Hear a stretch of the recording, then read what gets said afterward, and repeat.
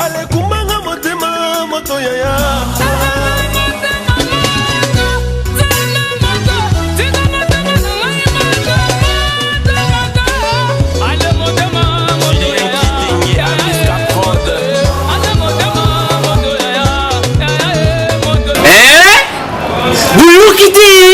Vous kaka Kinshasa Nabiso Kin eleki partout KNB Kinshasa Nabiso Kin eleki partout Kinshasa eleki partout mikolo neza bino pardon Jima sala elo karatakate yana benga gayo Jima mokende umela bana kin ke bana jago zape so kuta nango KNB Telema KNB Telema Kinshasa eleki partout Jimmy Mukendi umela KNB ko zape te so kuta nango check ovandi Mbote balanzi ya KNB, merci pour la fidélité na bino nazane sengo ya ko présenter bino édition na biso ya Sikam.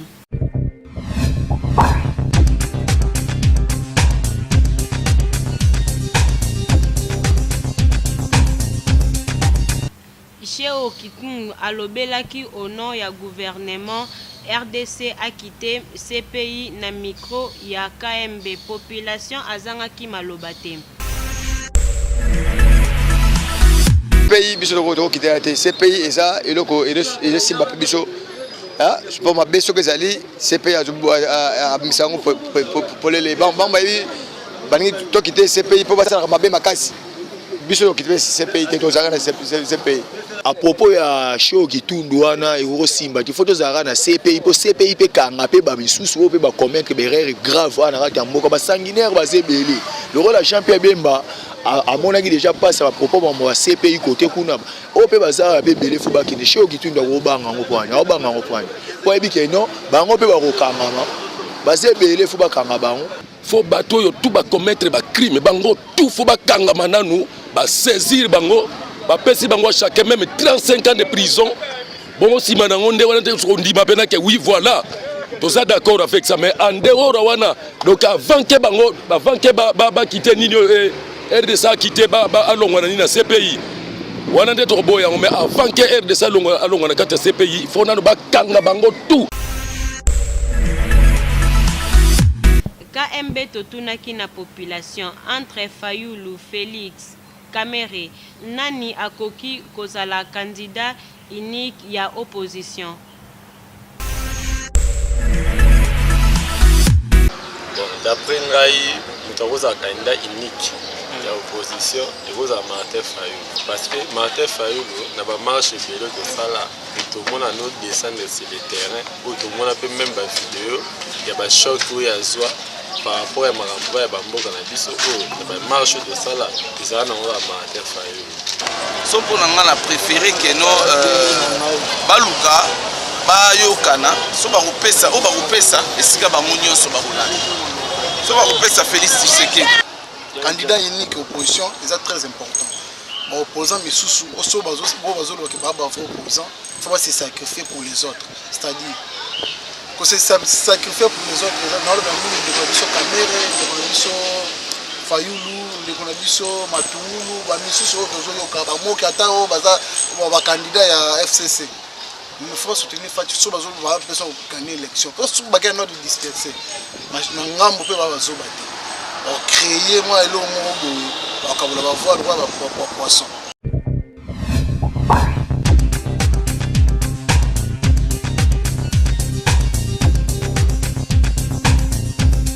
KMB est tuni na population ndenge bazov mabakuluna est-ce que eza bientôt mabe c'est que ba petwana bakuluna soki bakutani na ona kutuna monga mape ozana eloko te en tout cas qui plège qui neige ba petwana ba kosasa olo wa nyama donc pour la nga musala opération ni kofi azo sala tout à fait c'est normal pour na ngeza mabete c'est normal parce que peuple congolais a la droit au temps pour na mboka na lenga lingi n'importe quelle heure mais le lo ya ba millions musuto so banga po tambo lo bingeno a secteur pour na koti donc eza passe et pas na biso eza mabe parce que et loko ezosema na kati ya Congo peuple congolais faut azala éveillé soki bokangi mutu bokangi kuluna bosala tuya koboma ete bozwi botie na boloko soki lelo ye abotamaki azala kuluna te. La police eza na pouvoir ya koboma te. Ba exécution oyo tobengaka na lopoto extrajudiciaire eza makambo ya kokondane.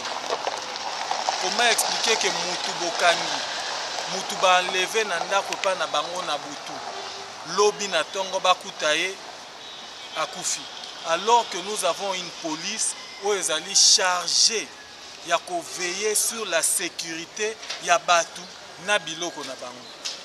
Mais police ezalaki wapi ya bazokanga batu wana, police ezalaki wapi ya baza koboma batu wana mpe bake kobwaka bango na mai.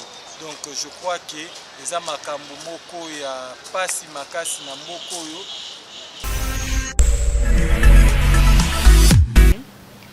Nini eza à la base ya phénomène ujana population azangaki malobate?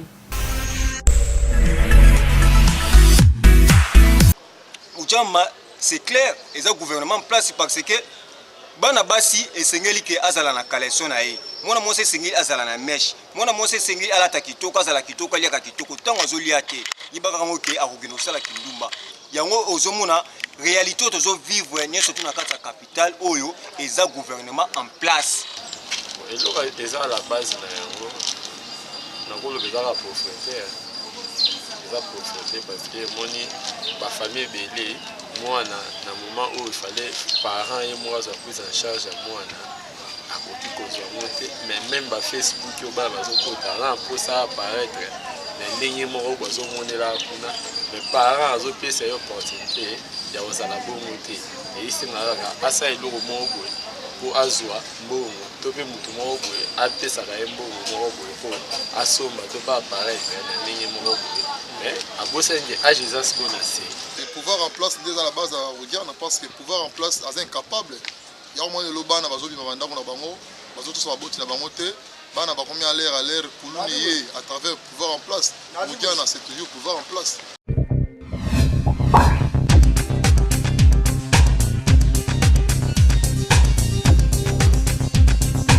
Population ya Kanluka basali inane mai ebimakate baleli na micro ya KMB.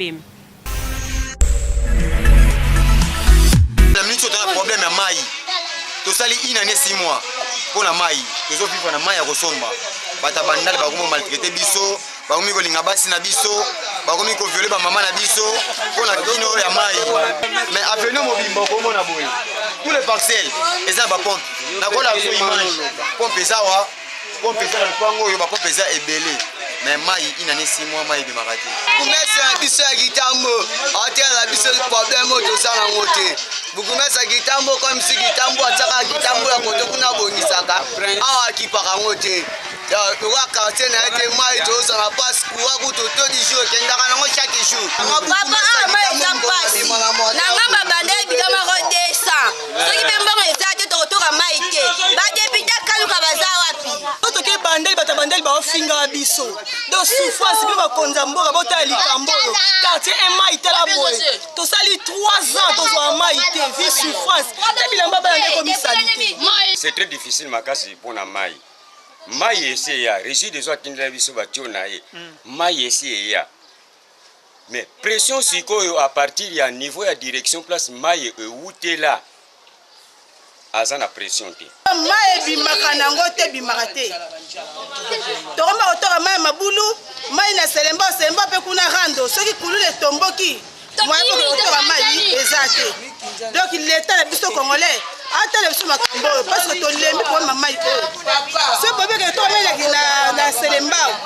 Bana ba kuna ba ko tabilo mbangu. Moi ezate. Omoni biso ne tozana na Kanluka to souffrir. Bana na sanza janvier mai kenda ka siko 8e mois. To mona pasi boy na bana.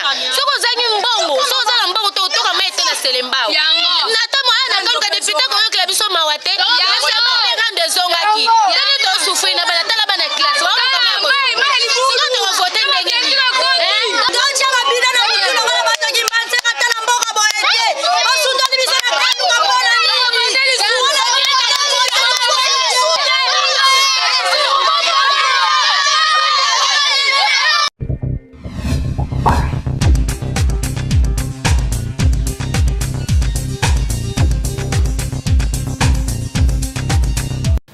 club abetaki na FC Renaissance Barca Maroc ba supporter bazangaki maloba te.